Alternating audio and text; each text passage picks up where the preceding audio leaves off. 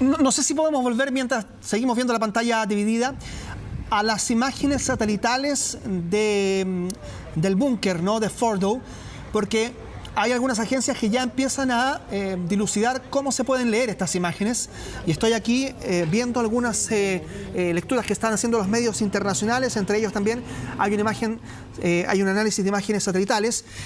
A un costado de esa plataforma, a ver, ahí se ven algunos cráteres. Mire, arriba, en la parte superior de su pantalla, se ven unos agujeros.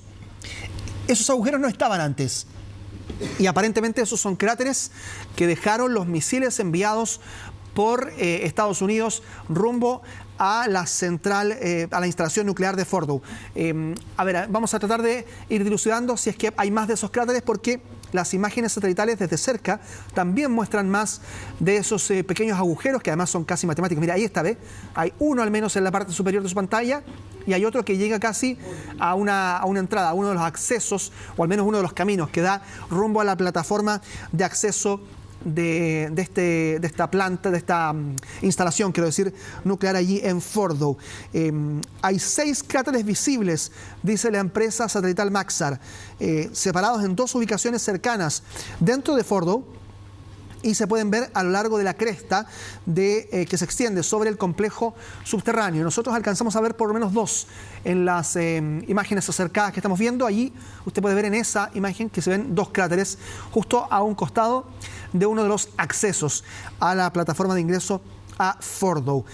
Además, esto de los cambios significativos en la coloración del costado de la montaña donde se encuentra el sitio, perdón, que es lo que indica que una vasta área quedó cubierta por una capa de ceniza gris. Ahí está. Eso es ceniza, aparentemente, que ha quedado tras los ataques, es lo que dice la empresa satelital Maxar.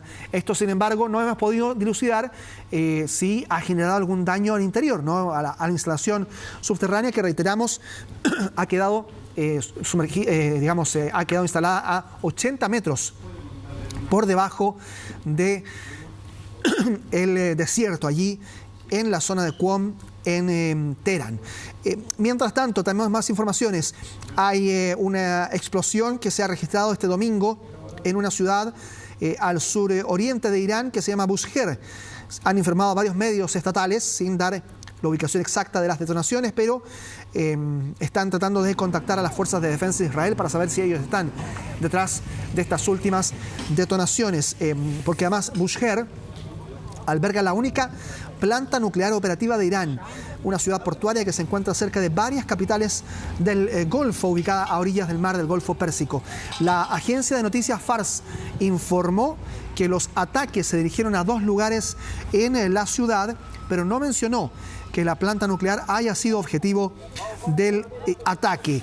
Es parte de lo que se ha estado mencionando en los últimos minutos, mientras la pantalla dividida sigue mostrándonos cómo la noche en Irán se ha teñido de destellos producto de los ataques estadounidenses, mientras que hacia la derecha de su pantalla los efectos de una respuesta iraní en las ciudades que han quedado afectadas hoy en Israel, quiero decir. La operación militar de Estados Unidos contra instalaciones iraníes tuvo un efecto deseado, ha dicho el secretario de Defensa Pete Hegseth este domingo. Se está llevando todavía a cabo una evaluación completa del impacto del ataque. Pete Hegseth afirmó que Estados Unidos cree que el ataque a la instalación subterránea logró destruir capacidades. La evaluación de daños en combate está en curso, ha dicho Pete Hegseth, pero nuestra evaluación inicial es que todas las municiones de precisión impactaron donde queríamos y tuvieron el efecto deseado, es lo que ha dicho. Y además, el líder del Estado Mayor Conjunto, el general Dan Kane, dijo que es demasiado pronto para comentar si Irán aún conserva algunas capacidades nucleares mientras continúa la evaluación. Es parte de lo que se está comentando a esta hora, reacciones en Estados Unidos y en el mundo entero a esta noche de tensión que se ha vivido en Medio Oriente luego de que Estados Unidos atacara las 3 instalaciones nucleares más importantes de Irán. Estamos ya acá en el estudio con el comandante Pedro Mayorga, el jefe de estudios de la Academia de Guerra, que nos acompaña para analizar también lo que se ha vivido en las últimas horas. Comandante, ¿cómo está? Buen día. Muy buenos días. Muchas gracias por la invitación. Gracias por acompañarnos también para saber algunas cosas que nos imaginamos ya también a nivel militar se han ido manejando. Entre ellas, la capacidad que tenía Estados Unidos de aniquilar, de acuerdo a las palabras propias de Pete Hegseth, las instalaciones nucleares de Irán. Entre ellas, por ejemplo, hay una explicación que ha dado Pete Hegseth y también el jefe del Pentágono de cómo se dio esta operación el día de anoche. Así es. La verdad que es una operación que incorpora varios elementos de análisis, Carlos. Uno de los primeros aspectos, que como toda estrategia militar siempre hay una operación de engaño. No sé si recordarán que fue muy cubierto por los medios de comunicación el tema de un movimiento de bombarderos que se dirigieron hacia la isla Diego García y que finalmente llegaron a la base militar de Guam. Mientras estas aeronaves salían de Estados Unidos hacia el oeste, una hora después salían estos cazabombarderos hacia el este para poder materializar esta operación. Entonces, cuando vemos acá el mapa, vemos que se movieron inicialmente hacia el oeste como una operación de engaño y posteriormente hacia el Pacífico. Hacia el Pacífico. Y posteriormente hacia el Atlántico, una hora después salen estos bombarderos con reabastecimiento en vuelo y que finalmente van a ser los encargados de materializar la operación sobre estas 3 bases nucleares de Irán. Tengo entendido que estos aviones que cruzaron el Atlántico rumbo a Medio Oriente debieron ser reacondicionados con un abastecimiento mayor, ¿no? Que tuviese la posibilidad de tener la autonomía suficiente para llegar finalmente a su destino.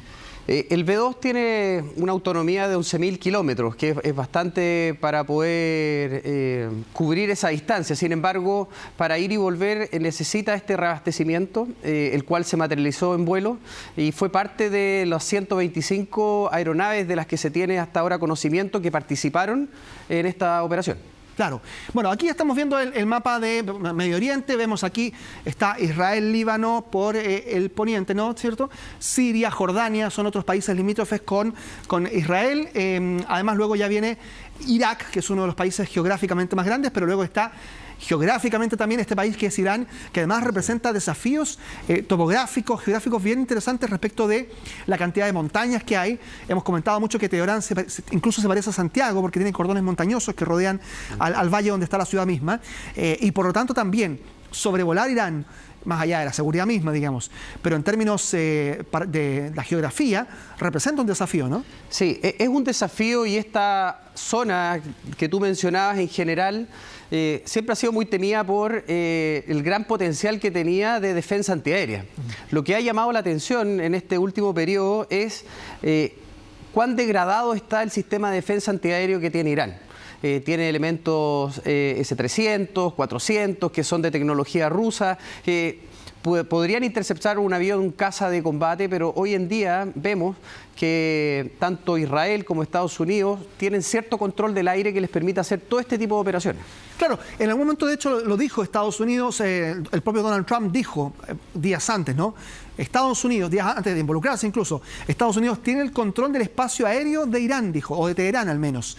Eso llamaba mucho la atención porque indicaba cierto predominio a gran distancia, ¿no?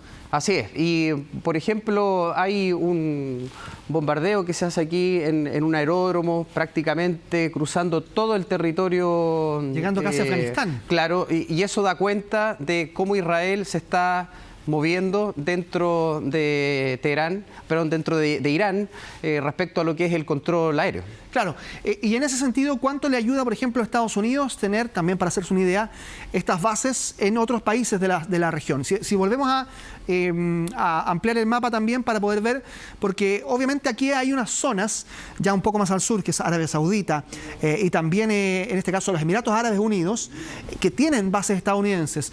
¿Les permiten esas bases efectivamente poder sobrevolar la zona y llegar a Irán? Claramente esas bases no solamente le permiten sobrevolar y ser un punto de reabastecimiento, también permite desde ese punto poder participar de toda esta cobertura que muchas veces se necesita antiaérea. Y también recordemos que se encuentran dos flotas de portaaviones, una que se movilizó del Indo-Pacífico hacia el Medio Oriente y que ambas también entregan cobertura. De hecho, de varias de esas plataformas, los primeros misiles que se lanzaron para iniciar esta operación que vimos ahora fueron misiles Tomahawk desde esas embarcaciones, plataformas del mar. Claro que sí. Vamos a revisar ahora una situación que se ha dado hace instantes nada más, que es el estrecho de Hormuz, que Irán ha determinado cerrarlo por ahora, el paso. Y es importante porque es una ruta que representa cerca del 20% del tráfico del petróleo a nivel comercial, a nivel mundial incluso. E Irán tiene la capacidad de hacerlo, ¿no? Así es. El valor geoestratégico de esta zona es tremendo. Uno de los aspectos que eran los temores que a nivel global se hablaba era justamente algún tipo de bloqueo del estrecho de Hormuz, que tiene 60 kilómetros en su parte más ancha y 30 en su más angosta. Un bloqueo que no solamente puede ser físico, sino que también puede ser... Es esto, ¿no? Solamente para... Así es. Esto es el estrecho de Hormuz que conecta el Golfo Pérsico con el Golfo de Omán y que por aquí...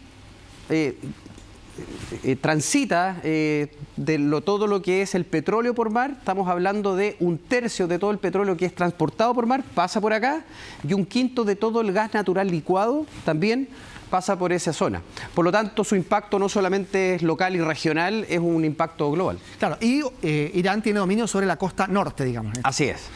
Ahora, ¿qué puede hacer, por ejemplo, los países del sur? ¿No? Prácticamente no pueden hacer nada ante este bloqueo. Emiratos Árabes, la propia es que Qatar, por ejemplo. Como te explicaba, Carlos, el bloqueo pudiese ser de manera física, lo cual a través de buques de misma categoría se pudiese resolver ese problema con algún tipo de combate o simplemente por la disuasión de estos barcos o submarinos entrando a ese sector. Ajá. El problema pasa más que nada por todo el sistema que tiene de misiles Irán. Ya. Entonces, basta que un barco mercante de estos que van transportando estos litros y litros de petróleo sea destruido para efectivamente dar un aviso a todas las embarcaciones de que por ahí no se puede pasar. Y para entender también el tráfico comercial viene de norte a sur en este sentido, porque sale con petróleo desde los países exportadores de petróleo rumbo, ¿cierto?, al Índico en este caso, ¿no? Claro, y de ahí ya hacia diferentes partes del mundo. También utilizan la ruta del Canal de Suez para llegar a varios países del Mediterráneo. Ese es el otro punto importante. Si abrimos un poco de nuevo, tratamos de abrir de nuevo el mapa, porque ahí son dos rutas esenciales. Una es el estrecho de Hormuz, ¿cierto? Y la otra es ¿no? Que es el Canal de Suez, claro, que en algún momento se había bloqueado, ¿se acuerdan ustedes? Por este gran buque mercante que quedó atrapado ahí encallado y que por varios días mantuvo el tráfico comercial absolutamente bloqueado rumbo al Mediterráneo. Así es. Este es un punto neurálgico y la verdad que hoy en día el riesgo que tiene esta zona está dada más que nada por los hutíes que están en el sector de Yemen, que a través de una serie de atentados estaban produciendo daño a ciertas embarcaciones. Pero hoy en día yo creo que lo que está en boca de todos es básicamente qué va a pasar con el estrecho de Hormuz, claro, qué tan efectivo va a ser el bloqueo a todas estas embarcaciones. Sí. Bueno, vamos a revisar también ahora, dentro de este mapa de Irán, nos vamos a acercar a esta instalación nuclear que es la que más ha sido comentada a nivel mundial, que es Fordow, que es una instalación que está sumergida, ¿cierto? Digamos, instalada en profundidad, voy a decir sumergida, no es sumergida, es subterránea, ¿no? Así es, enterrada a 80 metros de profundidad. Para empezar eso, entonces, hay que decir que Estados Unidos era el único que decía tener la capacidad de poder bombardear con esa profundidad, con esta bomba que permite entonces penetrar.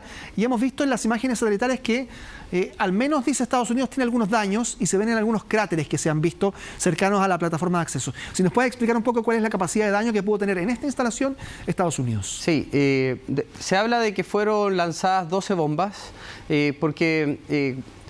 comentaban varios analistas de que era necesaria una oleada de bombas para poder penetrar estas instalaciones y hacerle un daño significativo.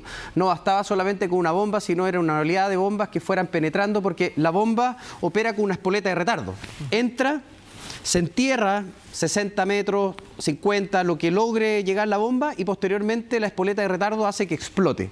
Por lo tanto, esta oleada de bombardeos permiten asegurar que el objetivo fue alcanzado y que efectivamente hay un nivel de degradación mayor, sobre todo en esta planta que era de la más compleja, por el sector donde estaba. Sin embargo, queda la duda de los analistas en energía nuclear si realmente está degradada la capacidad nuclear de Irán. En una evaluación inicial que hace el Pentágono dicen que sí está degradada. Sin embargo, hay una segunda evaluación que le denominan la evaluación final, que obviamente tendrá que utilizar otros sistemas y probablemente inteligencia ya en el lugar. Claro, lo que veíamos ahí en esa imagen, de hecho, que parecía que fueran como casas, pero en realidad son todas instalaciones militares también de Irán. Digamos, ahí dice Irán que alcanzó a evacuarlas a tiempo cuando se enteraron eventualmente de que había capacidad de poder llegar a ser bombardeados. Sí. Bueno, Carlos, el bombardeo no solamente fueron las 12 bombas, sino que también una serie de misiles Tomahawk que fueron lanzados hacia el sector y otros objetivos. En la evaluación inicial, como te digo, el Pentágono dice que efectivamente quedó degradada esta capacidad.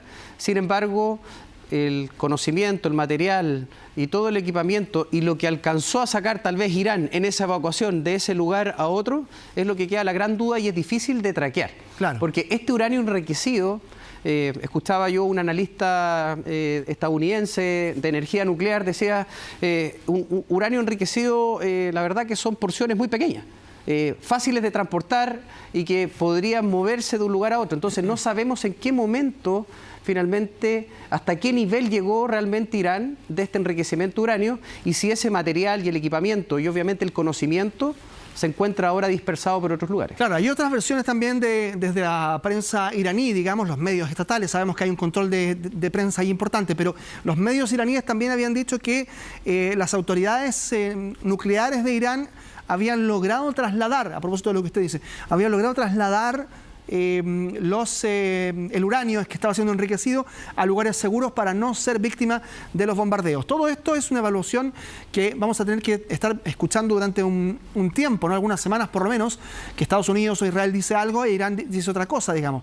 Porque además es complejo de manera independiente llegar a estas zonas. Sí. ¿Cuál es la apuesta, yo creo, que tiene Estados Unidos? Porque esto, de todas maneras, aunque el conocimiento siga y se haya movilizado este material a otro sector, claramente hay una capacidad degradada. Es decir, Irán ya va a tener que retardar todo su programa nuclear, por más que quiera continuar y tenga la voluntad de sacarlo al frente. Entonces, la apuesta es que en esta reactivación de su programa nuclear se sienta a la mesa a negociar y finalmente permita que la Agencia Internacional de Energía Atómica pueda hacer los controles, pueda moverse libremente por sus plantas y finalmente llegar a un estado de paz que termine y cese con las hostilidades.